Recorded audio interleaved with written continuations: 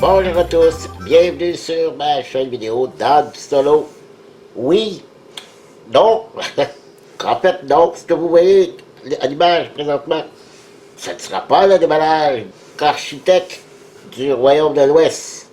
Mais c'est juste pour vous rappeler que ce jeu qu'architecte fait partie de mon top 10.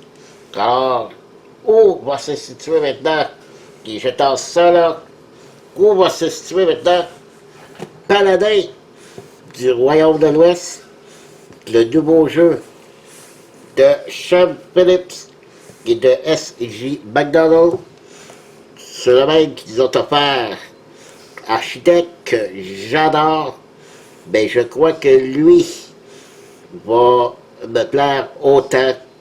C'est pour ça que je devais absolument me procurer ce jeu, parce que franchement, ça augure bien comme plaisir qu'on va y avoir à jouer.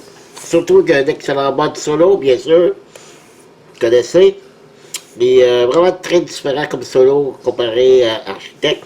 Architect, ici, on avait un deck de paquet de cartes de AI, d'Automa. Lui aussi, il a un paquet de cartes Automa, mais en plus, il a son propre plateau de joueurs, mais très différent de, de celui de l'architecte. Donc, je vais maintenant vous donner des spécifications. C'est un jeu de Pixie Game pour la version française. Je rappelle aussi une chose que j'avais commandé la version anglaise, Paladin of the West Kingdom. Le lendemain, mon fournisseur recevait la version française. J'ai changé d'idée, pas parce qu'en fait, le jeu à l'intérieur ne demande pas d'anglais, à part le livre d'instruction, bien sûr, ben, on peut retrouver sur Internet le livret de règles en français. Donc, c'est pour ça que je l'avais commandé en anglais, parce qu'il n'était pas encore sorti en français, au moment où je l'ai commandé. Mais, j'ai appelé mon fournisseur, j'ai dit, je peux te changer, prendre la version française au lieu d'anglais, même s'il y a 14 $ de plus que la version française. Vous allez me dire, ben, pourquoi payer si cher 14 $ de différence si j'aurais pu y jouer pareil avec la version anglaise? Ben, c'est simplement si je veux être conséquent avec ma logique, c'est que plus je vais encourager les jeux, acheter des jeux en français, plus ça va envoyer le signal à tous ceux qui font des jeux de les faire aussi en anglais, en français, dans plusieurs langues. Parce que si on n'en achète pas, ben il n'y en aura pas. Alors c'est pour ça que je me dis, oui, c'est 14 $ de plus, mais au moins j'encourage ceux qui les traduisent en français. Donc, Paladin du Royaume de l'Ouest, eh bien c'est un jeu de 1 à 4 joueurs pour des âgés de 12 ans et plus, et pour des parties d'environ de 90 à 120 minutes. Alors, je rappelle ici, Pixie Gang qui a édité le jeu, et on lui donne même le nombre de le paquet de cartes de sleeve que ça prend à l'intérieur. On lui donne, par contre, on lui dit c'est quoi que ça prend, mais on ne nous dit pas le nombre de sleeves que ça prend pour tout sleever les cartes à l'intérieur. On nous dit ici 245 cartes, mais je sais qu'il y a des grandes cartes et des petites cartes. Bon, moi j'ai trouvé sur Internet, donc mes sleeves sont déjà achetés. Donc on trouve ça tout de suite.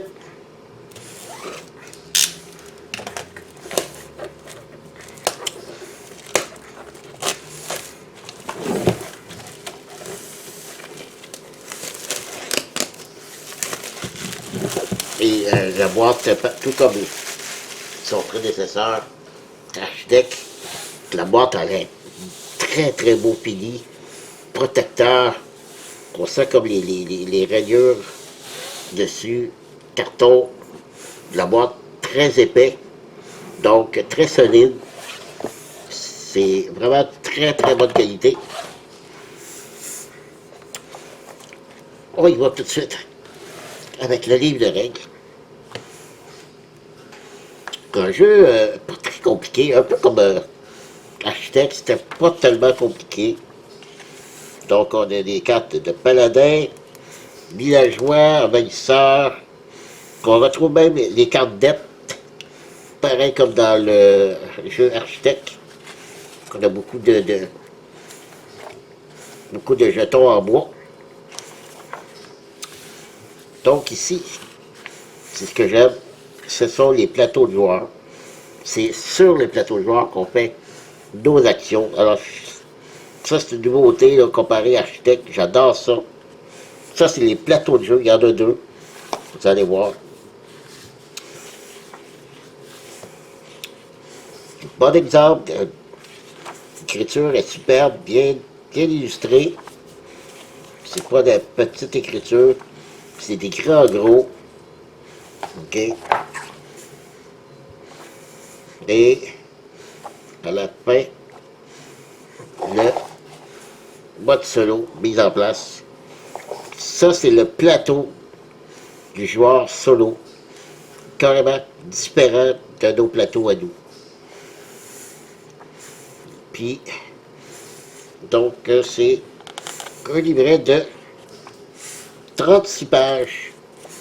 Quand même, mais c'est pas un très gros livret. Voilà. Donc, on continue. Oui, beaucoup de bois. OK? Des cartes, beaucoup de cartes, des petites cartes, des grandes cartes. Ce sont les deux plateaux ici de jeu. Ils n'ont pas les plateaux de joueurs. Il y en a deux comme ça, différents. Voilà. Ici, on va avoir à placer des cartes. Ici, on va avoir des jetons à mettre. Lorsqu'on va faire certaines actions sur notre plateau, on va libérer des pièces de bois qu'on va pouvoir dire ici, mettre là-dessus, qui vont nous donner des bonus.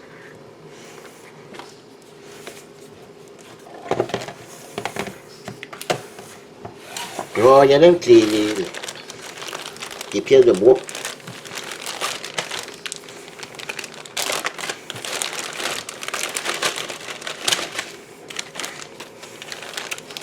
Chaque joueur va recevoir des maisons vertes comme ceux-là, des petites jarres numérotés. Ensuite, qu'est-ce qu'on va recevoir? Je regarde ici, vite, vite.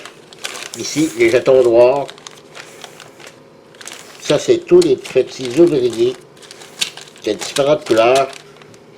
OK? Ça, c'est les jetons de pointage. C'est des ouvriers noirs. Donc, il y a 1, 2, 3, 4, 5 sortes de couleurs d'ouvriers. Non, plus les bleus aussi. Donc, 2, 3, 4, 5, 6 couleurs différentes. Puis, c'est pas propre à chaque joueur. Ça n'est pas de 1 à 6 joueurs, c'est vraiment de 1 à 4 joueurs. Sauf qu'on va avoir des différentes couleurs qu'on va pouvoir... Parce que sur notre plateau de jeu, on va avoir des actions à faire, à mettre des ouvriers de différentes couleurs. Ça, ces ouvriers-là, on les récupère soit avec des cartes, soit avec des cartes du plateau qu'on va avoir au centre. C'est comme ça qu'on va pouvoir récolter des jetons de couleur. Et sur notre plateau, on va avoir des actions à faire avec ces ouvriers-là. Ça aussi, c'est d'autres sortes de petites maisons. Chaque joueur va avoir à mettre sur ses plateaux ces 3 couleurs de jetons-là. Et ces 4 couleurs-là.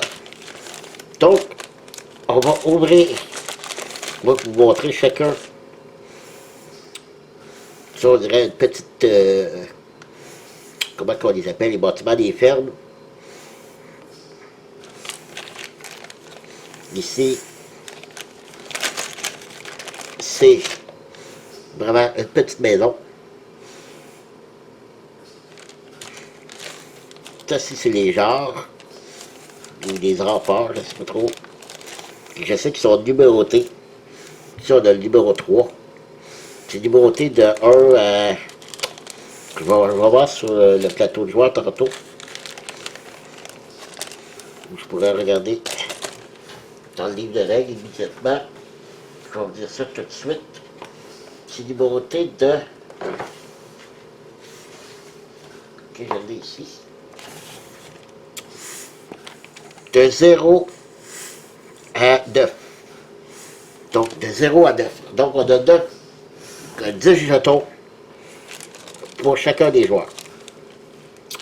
Et on a ceux-là aussi. Genre de petits jetons en forme de petits... on va bien parce que là, c'est noir sur noir, là. Genre de petits bonhommes. De petits meeples, mais les jambes coupées. Donc, ça aussi, on a à placer ça sur notre plateau. Et on a 3 jetons comme ceux-là ici, de couleurs différentes. Le noir, le bleu et le rouge. Donc, chacun des joueurs va recevoir ces 3 couleurs-là à mettre sur son plateau. Et les petits meeples, je vais vous montrer une couleur, mais ils sont tous pareils. Ils ont tous la même forme, chacun. Donc, on a ça qu'on va avoir dans un... ça ne sera pas pour chacun des joueurs. Comme je disais, ça va être dans un... on peut mettre ça dans un grand bol, puis ça va être mélangé. Puis là, on va avoir à aller chercher les personnages de couleurs qu'on va avoir besoin pendant la partie. Sur le côté, on va continuer. Ici, comme dans... est-ce que architecte on avait ça? Sinon, j'ai une autre mémoire. Je ne sais pas si architecte, mais je sais que dans l'Empire du Nord, j'ai blanc de mémoire là, complètement. On avait des sacs de provisions comme ça. Ici, c'est le pion premier joueur. Voilà. La monnaie, pareil comme dans l'architecte. Donc, il n'y a pas énormément parce que c'est pas quelque chose qu'on gagne facilement durant le jeu. Et les fameux plateaux de joueurs. Il y en a 4 pour les 4 joueurs. Et franchement, c'est superbe. L'épaisseur, là, c'est vraiment qualité incroyable. Wow! Puis je vais vous montrer de l'autre côté. C'est pour l'automa. C'est le plateau, puis je vais vous montrer là. C'est vraiment différent. Petit plateau de joueur. Vous voyez? Différent. L'AI a ça de plus. Ici, c'est différent aussi. Lui, sa piste est comme ça. Nous est comme ça. Et ce que je comprends pas, c'est que pour chacun chacun des plateaux joueurs, là, il s'y retrouve. Mais c'est le même. C'est le même de chaque côté. Il n'y a pas 4 AI différents. Voilà. C'est 4 plateaux AI pareils. Puis les 4 plateaux joueurs, c'est la même chose. Ok, maintenant je vais déballer les cartes pour vous montrer les cartes et je reviens, ne bougez pas. Ben voilà, de retour et pour vous montrer toutes les cartes qu'il y a dans ce jeu. Je peux vous dire déjà, les cartes sont d'une qualité vraiment excellente, avec un pili protection. On le sent dessus là, peut-être un peu baisse, pour ça que je vais les protéger, mais quand même c'est une bonne qualité pour le dessus des cartes.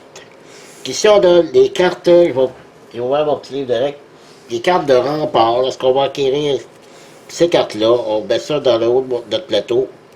Ici, comme ici, on va gagner deux échelons d'armée. Qui ici, un échelon, une carte, deux pièces d'argent. Alors, il y a plusieurs cartes comme ça.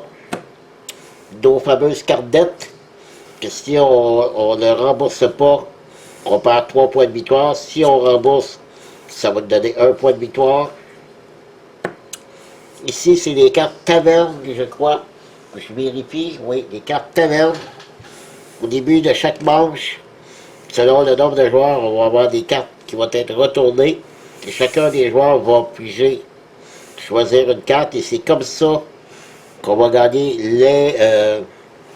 les ouvriers. Comme ici, 2 bleus, un mauve, un vert. Ici, 2 bleus, un vert, un blanc.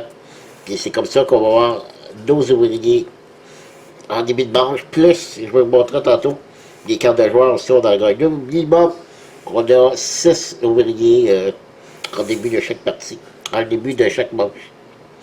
Ça ici, c'est des cartes suspicion.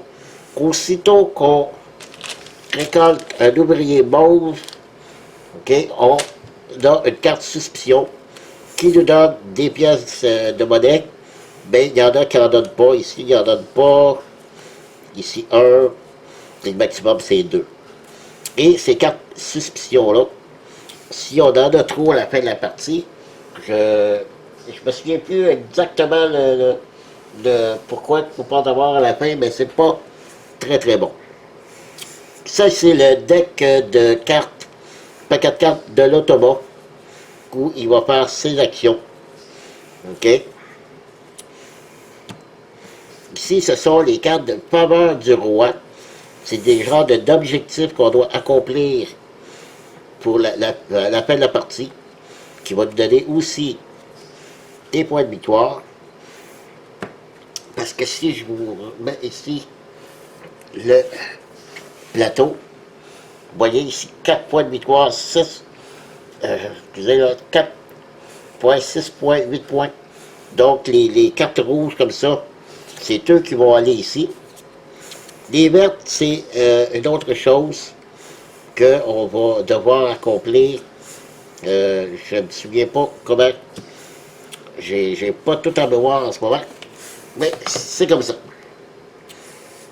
Ici, c'est les cartes que je me rappelle.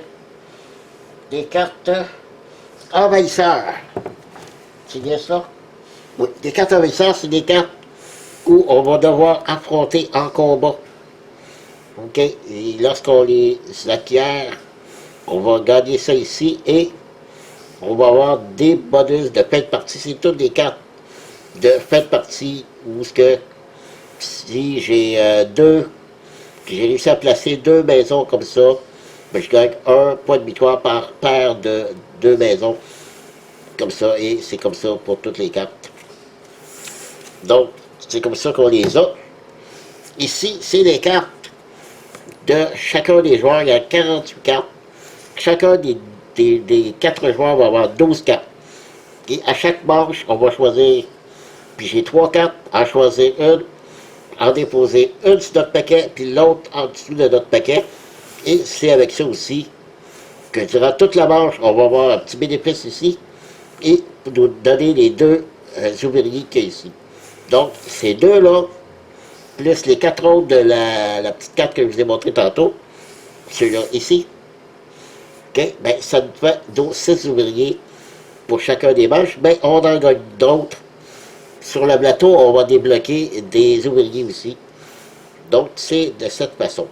Et on va gagner ici comme ça, 4 points d'armée temporaires. Parce qu'à chaque manche, on dépose la carte. Donc, on perd ces 4 points-là. Ici, 2 points de... C'est ça, maintenant. Je me souviens plus. C'est des attributs. C'est des pions attributs. OK? Donc, c'est l'armée. L'autre, c'est la foi. Et le bleu, je ne me souviens plus.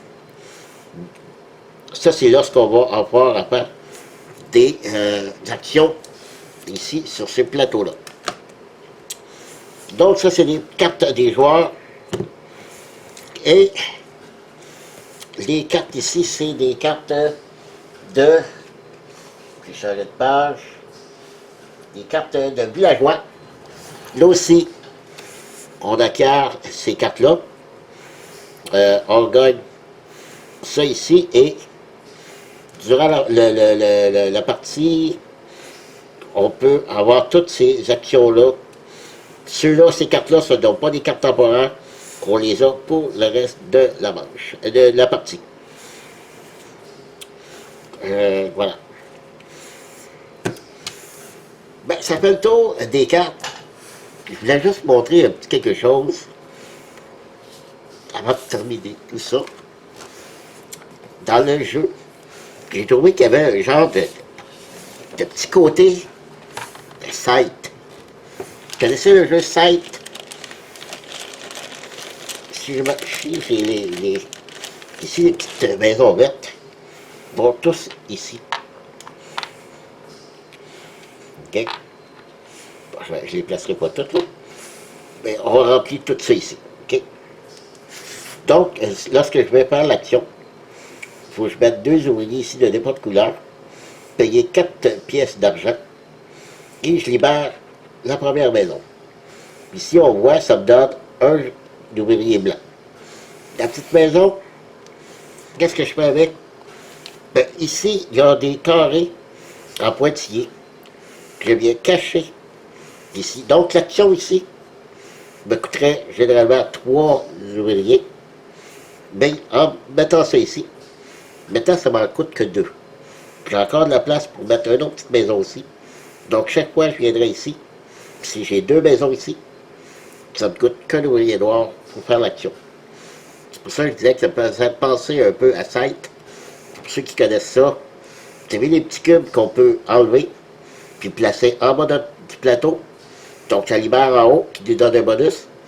Et en le mettant en bas, ça nous cache une pièce de monnaie qui fait que l'action du bas nous coûte moins cher. C'est un peu dans le même principe. C'est pour ça que ça m'a fait penser à Site. Voilà.